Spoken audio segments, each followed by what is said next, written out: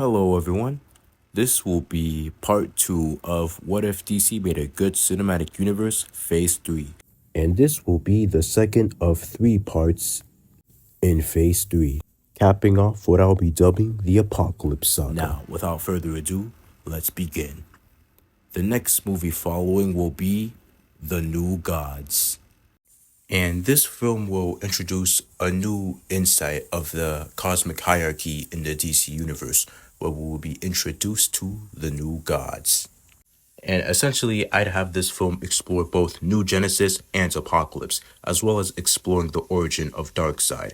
So, with that being said, this movie will take place way in the past, where Darkseid is still Euxis, as he hasn't adopted the name Darkseid yet, as he hasn't had an encounter with the Omega Force yet. And the main villains I'm thinking of for this movie will actually be the old gods, so basically the Greek pantheon, including Zeus, Poseidon, Hades, etc. And the plot of the movie will essentially be the old gods going into war with the new gods, as it will ultimately be a war deciding the fate of who gets to run the universe.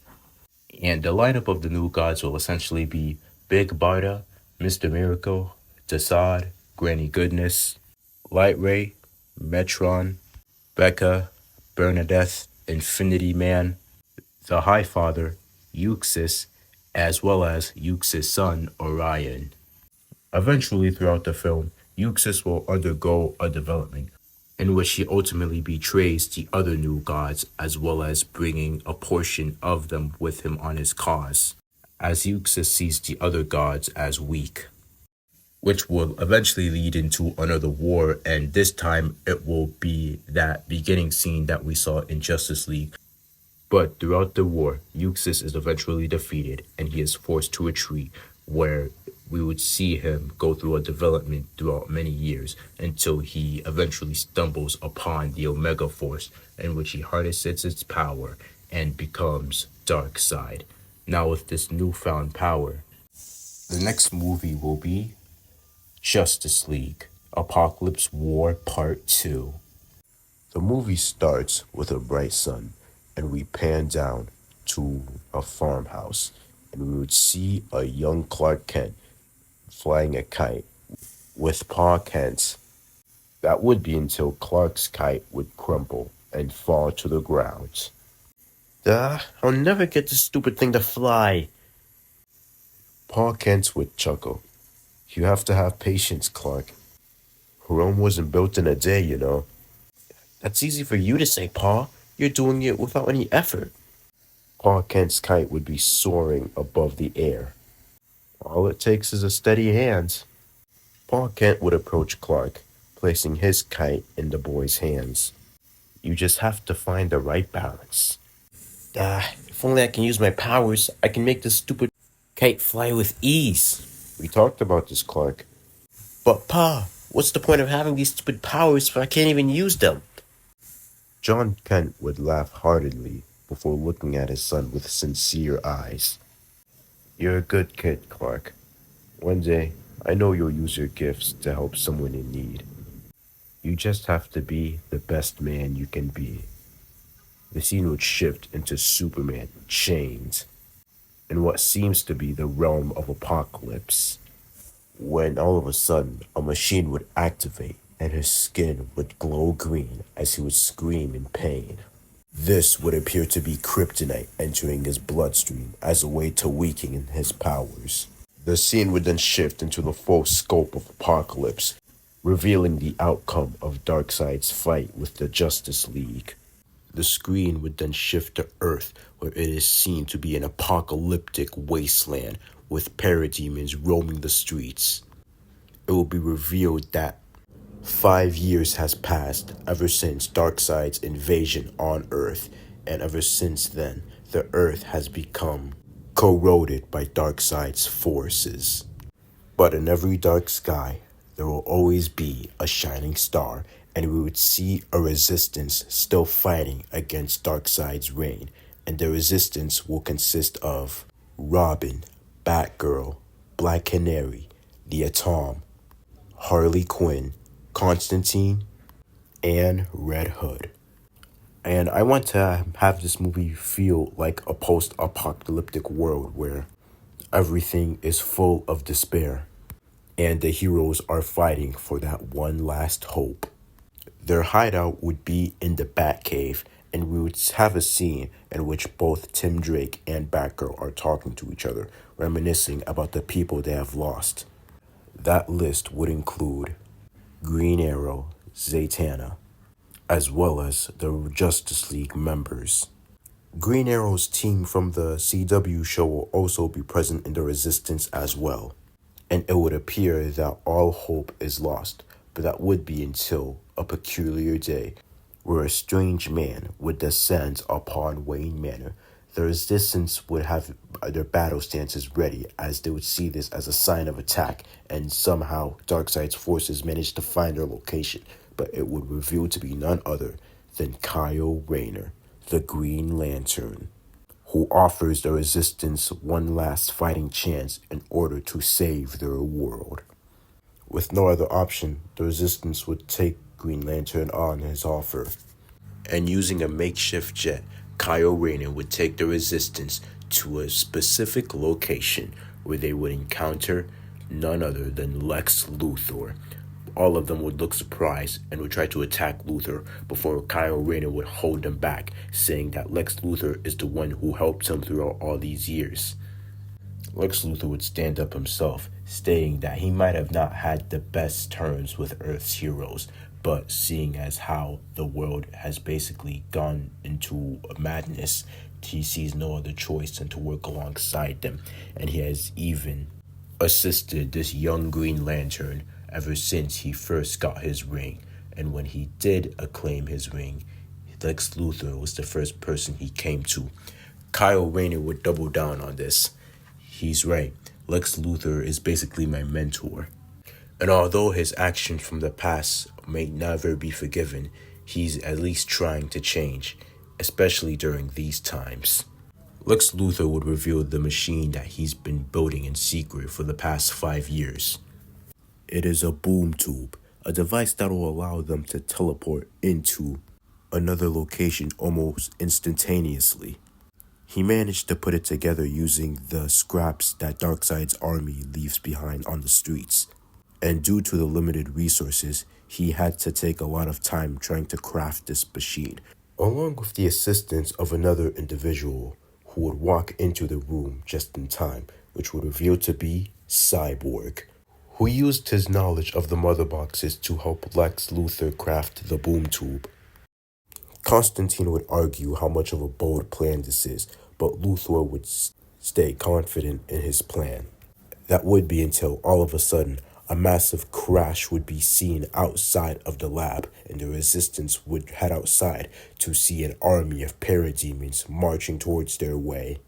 The Resistance would get ready to attack, with Lex Luthor yelling at them to not let the parademons get close to the machine, because if they do, it will be destroyed, and all of his hard work would be for nothing. The battle begins with the Resistance battling the parademons. It is an ongoing fight, and the Resistance appear to be winning, but the parademons' numbers would be increasing, and over time, the Resistance would start to get overwhelmed. That would be until unexpected allies would arrive at the battlefield, where we would see Wally West dashing through the horde of parademons, as well as Supergirl coming out of the sky and using her laser beams to blast at many parademons. Everyone would be shocked to see these two here, as they thought they died. But Kid Flash would reveal that they have been in hiding, fighting off as many parademons as they could throughout these past 5 years. And now, with the extra help, the parademon army would be subdued for now, but more would be on the way, and Lex Luthor would put on the finishing touches to his machine before it is finally ready. And Cyborg would activate the machine to Apokolips. Everyone would gather around it, unsure of its functionality. But with no other choice, each of them would enter into the boom tube, and they are transported into the realm of Apokolips, with the end goal being to find the other mother boxes that Darkseid has stored in order to help bring them back to Earth and potentially restore their world back to normal. Luckily, Cyborg was created by one of the mother boxes, and thus is a built-in tracker to help locate the other mother boxes that Darkseid may have hidden in the realms of Apokolips. What follows is the team traversing through the domain of Apokolips, where they are trying to avoid any signs of being caught and being very sneaky. It would be a long and thorough search. That would be until they managed to sneak inside one of the towers in Apokolips, where they would catch a glimpse of a certain man inside of a cell. This would be revealed as Batman. Robin, Batgirl, and Red Hood would be in shock as they would try to release Batman and try and break him out of the cell, which they would without gaining any attention. It is a great reunion. But Batman would say that Darkseid has the other Justice League members locked in different cells, and so the team would traverse to the domain of Apokolips once more. But this time, they find the two Green Lanterns sharing the same cell, John Stewart and Hal Jordan. They instantly set them free, but they notice severe beatings on both of them. The beatings look recent, and Hal Jordan would explain that Darkseid would open their cells to have his parademons beat them within an inch of their life, and before they can be dead, the parademons would cease their onslaught, and since they are without their power rings, they are unable to defend themselves. The resistance would sneak past Apokolips once more, but they would eventually be caught by none other than Graven, who is currently guarding the cell of Wonder Woman. What follows is a quick scuffle between Graven and the Resistance, most of them remembering Graven from when he invaded Earth all those years ago. Graven would unleash an army of parademons, and the Resistance would be forced to attack. Black Canary would be blasting hordes of parademons with her supersonic screams, while the Atom would shrink down to almost subatomic sizes to attack each parademon.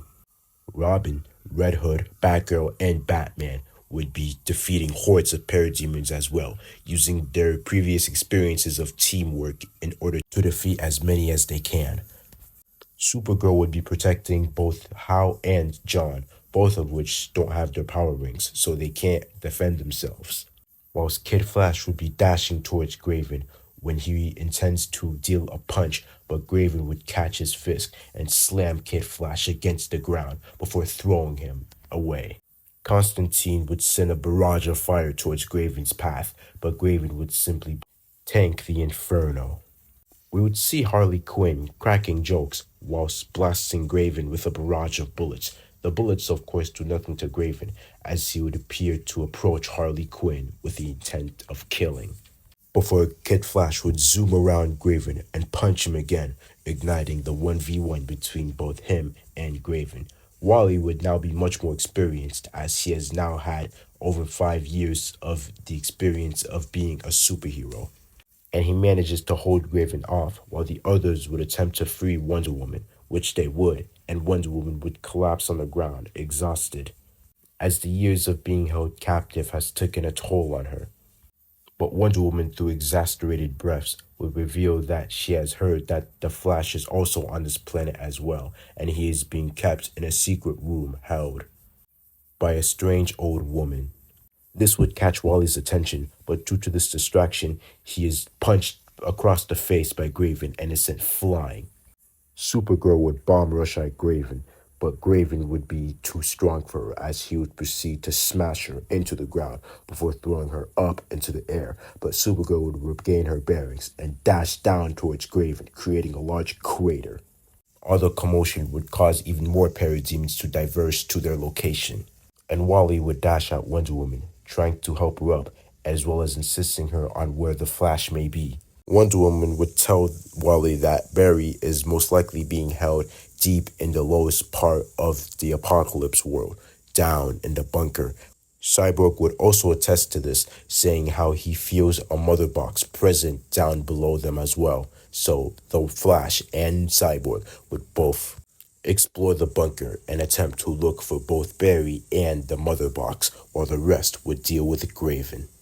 It takes both Wally and Cyborg a while, but due to Wally's speed, they're able to traverse through Apokolips quite easily and are able to locate both Barry and the mother box. Barry is seen being used as sort of a power source for the planet, where he is seen running on a giant wheel, and it would appear that he is trapped in place, and the only things that are free are his legs. Wally would be enraged that they have his mentor treated down here like a rat, and he would dash towards the Flash, attempting to free him. Cyborg would tell Wally to wait, but Wally would not hesitate and attempt to dash towards his mentor and attempt to free him. That would be until a stray laser beam would fly towards Wally. He manages to catch it and dodge it just in time before it could hit him. He would turn to the direction of Granny Goodness, who shot the beam, and this would enact a battle between both Kid Flash and Granny Goodness, while Cyborg would attempt to free the Flash, as well as trying to connect his mind with the nearby mother box. Kid Flash would be bombarding Granny Goodness with a multitude of punches, but Wally would wince with each punch as it feels like he is hitting a steel wall, and Granny Goodness would smash his face in with her mechanical rod before kicking him in the torso, sending him flying towards a wall. Wally would scream in pain, while Granny Goodness would be preparing another laser beam to shoot at Kid Flash's direction. That would be until she is tackled by another force. Wally would be confused, and he would look to see the figure of Big Barda, who grapples Granny Goodness before throwing her away into the other direction of the bunker. Granny Goodness would be enraged and ask Barda what the hell is she doing, and Barda would simply state, if she uses too much power in this room, that could disrupt the flow of the mother box, which could cause it to malfunction and potentially cause immeasurable amounts of damage. Kid Flash would look at Big Barda, not sure if she is an ally or another enemy. But that question would soon be answered for him, where another man would appear behind Granny Goodness, chopping her on the neck and knocking her out. Big Barda would look at the man. Show off. Oh, come on. You have no idea how long I've wanted to do that. The Flash would be confused before he would then divert his direction towards his mentor, to which Cyborg manages to free Barry out of his restraints, and Wally and Barry would reunite, and it would be quite a pleasant reunion. And Cyborg would then grab the mother box that was beside Barry, before looking towards the direction of Big Barda and Miracle Man.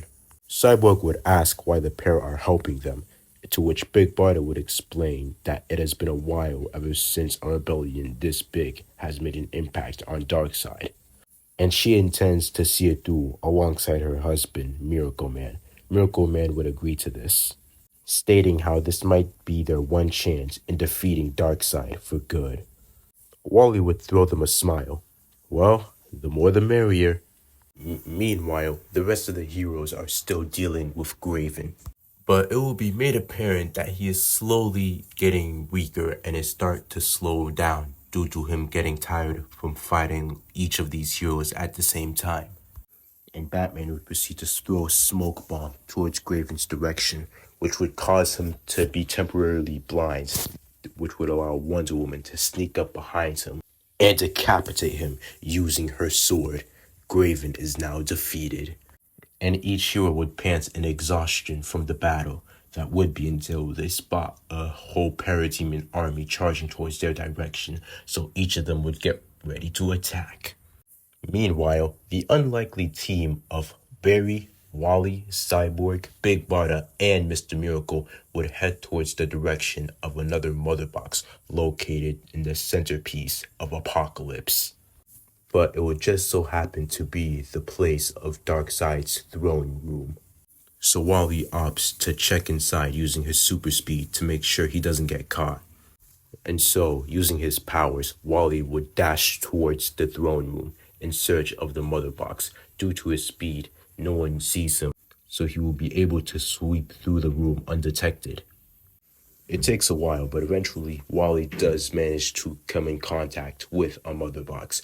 But what he sees also surprises him, as he would see Superman chained in what appears to be kryptonite bindings, preventing him from using his powers. Superman would look up to see the hero standing in front of him. Wally would then use his hands to create a fast blur, and which would allow him to cut through the kryptonite bindings, freeing Superman. And Wally would dash back towards his team, holding Clark, and which he would meet up with the others. Barry would be surprised at Superman's condition, as well as Cyborg. Superman would look at both Flash and Cyborg with a weak smile. The Justice League of America. And he tore us apart like cotton candy. Cyborg would intend to make a motion with his mechanical arm and attempt to draw out the kryptonite from Superman's bloodstream. Wally would also reveal the mother box that he took, which would be the last one that the heroes need. And so, Barry would look at both Big Barda and Mr. Miracle, thanking them for their help. And he asked if they would like to come with them to Earth. Both of them would decline. And Flash, Cyborg, Superman, and Kid Flash would eventually meet up with the rest of their companions, in which they're just finishing up the last batch of parademons. And seeing as how this mission was seemingly successful, they managed to boom tune back to Earth, where they are all transported back into Lex Luthor's lab, with both him and Kyle Rayner waiting for the heroes. Both John and Hal would approach Kyle Rayner, amazed by the other Green Lantern. And Kyle would stammer, seeing as how both John and Hal are practically both pro-Green Lanterns. But however, the reunion would be cut short when they hear a loud crash outside of the building, and the team would head outside to see a large ship entering the atmosphere. This would appear to be Darkseid and his army of parademons. Every one of them would be confused on how Darkseid managed to arrive on Earth. But another blast from the spaceship would hit the laboratory, sending everyone flying into opposite directions. The ones who fly manage to catch the ones who can't fly before they can hit the ground. And what follows is an army of parademons descending from the spaceship and causing havoc throughout the planet. The heroes would gear up and proceed to fight the parademons. And it would be an ongoing battle that would be until Kalibak would leap out of the spaceship and land on the ground with a hard crash. Kyle Rayner would be the one to confront Kalibak, and what follows is a massive fight where Kyle Rayner would attempt to use his ring's power in order to combat the beast. But unfortunately, Kyle Rayner is still new at being a Green Lantern, so he hasn't had enough experience with the ring.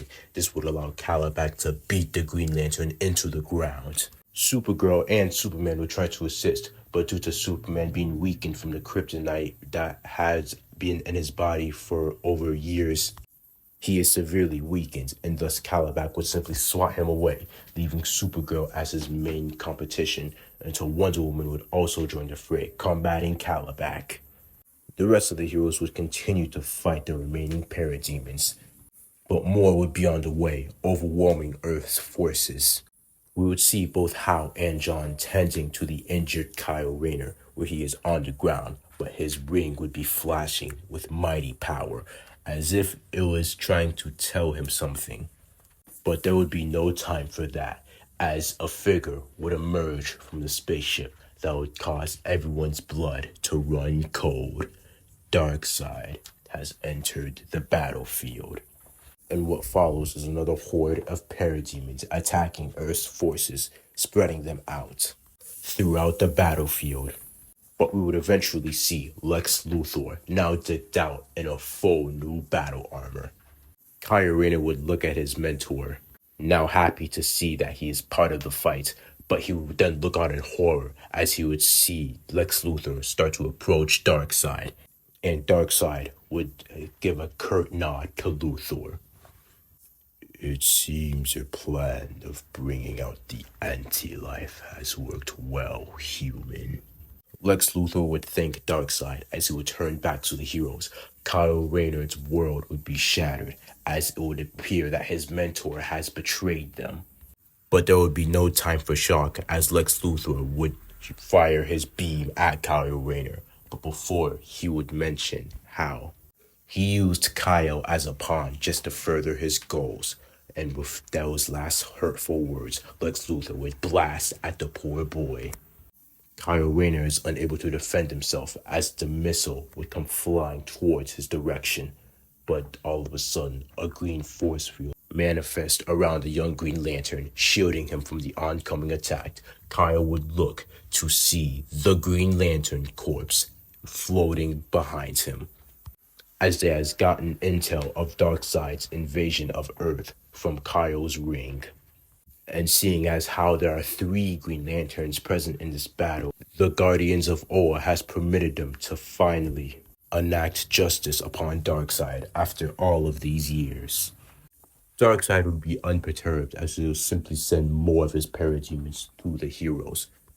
But as if that wasn't enough, there would be more surprises as the ground would start to quake before a large crack would appear on the surface, revealing the Atlanteans as well as Aquaman, who has been in hiding for all this time, as well as the Amazonians descending down from the heavens, contacted by the Green Lanterns to help them with their cause.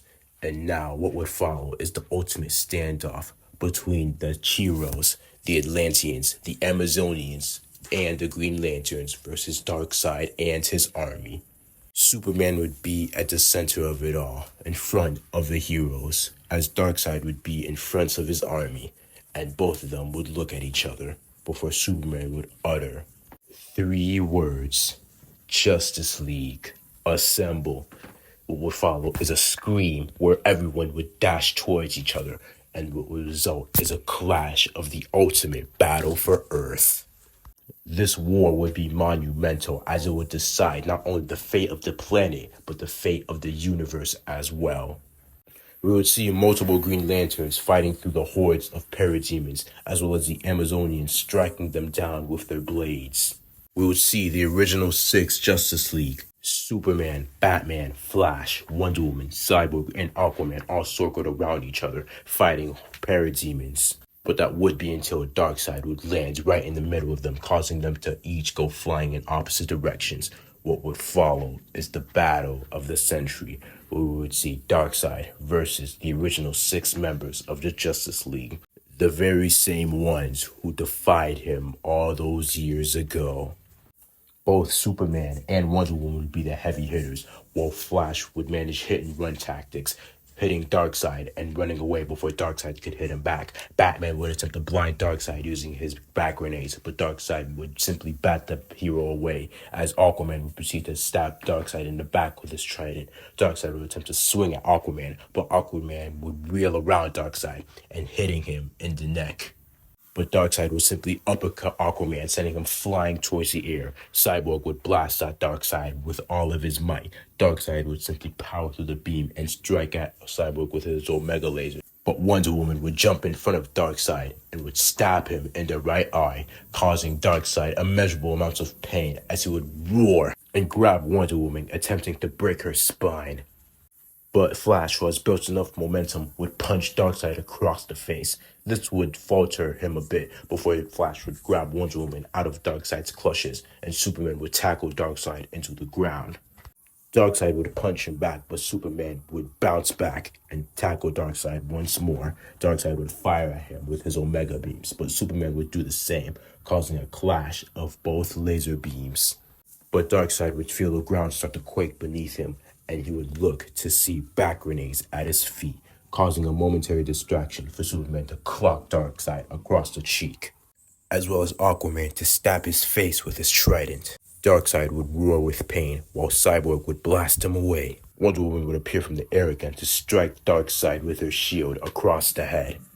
Darkseid would try to punch her away, but Wonder Woman would simply dodge, as Flash would appear behind Darkseid's ankle and hit him behind one knee, causing him to kneel, which would allow Batman to call in his Batjet, which would crash onto Darkseid, causing a massive explosion. But this would not stop the monster, as he would have jumped right out of the explosion, screaming in rage as he would dart towards Batman. But Aquaman would intercept him, using Darkseid's weight against him to flip him over. Darkseid would land on the ground, causing a mini crater, but he would then simply punch Aquaman away and fire his Omega beams at Batman, but Wonder Woman would jump in the way, blocking Darkseid's Omega beams with her metal brace gauntlets, and she would rush towards Darkseid. Darkseid would attempt to strike at her with her Omega beams again, and the Omega beams would chase Wonder Woman around as she would simply bob and weave before appearing right in front of Darkseid, jumping out of the way and using Darkseid's weight against him once again to make him flip over and causing his own Omega beams to strike him as each of them would strike Darkseid, causing him immeasurable amounts of pain. Darkseid would be on the ground, looking to see the original 6 members of the Justice League standing above him. Darkseid would scowl with rage, but he feels immense power where he would draw the power of the anti-life equation. As Lex Luthor would approach him with each of the mother boxes ready to fuse into each other. The Justice League would try to stop them, but they are intercepted by Calabac, as Darkseid would smile, but Superman would simply punch Calabac away, as he would tackle Darkseid with immeasurable speed. Now this was personal, as Superman would start to punch Darkseid as hard as he can, slowly chipping away through Darkseid's armor, as with each punch would be the hardest Superman has ever thrown in his life.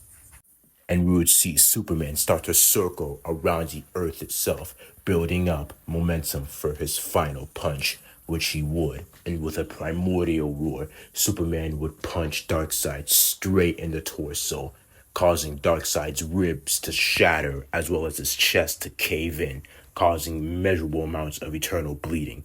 Darkseid would be in shock as he didn't know the Kryptonian possessed this kind of power, as he would lay down on the ground defeated. The Parademon army would slowly start to disintegrate as the heroes would slowly each defeat them all. And it would be a brief celebration that is until they hear a large snap, which would see the mother boxes finally fuse together as everyone was distracted fighting with each other. Darkseid would look from his stupor with glee. You fools are too late. The anti-life is now one with me. Darkseid's eyes would start to glow an omnipresent white as everything around him would start to atomize. At first, it would be the parademons, but it would be other heroes as well, as we would slowly start to see members of the Resistance start to fade away into atoms. The Justice League would look on in horror, seeing as how they were too late and Darkseid has won. Slowly but surely, the Earth would start to atomize as each hero would fall under the pressure. Barry would look at Wally, who was distracted with a fight with a parademon, and he would try to get to him before he can be atomized, but it is too late, as Wally would look on to see nothing but dust.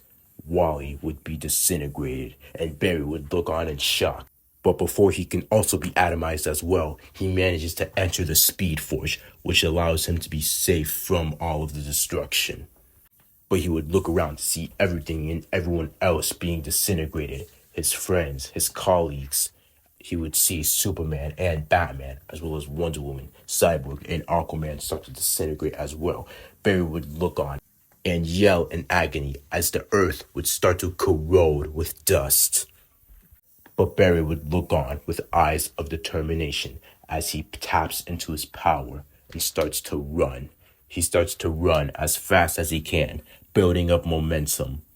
He has tested many theories on this before, and he knows that time travel is something that should never be done.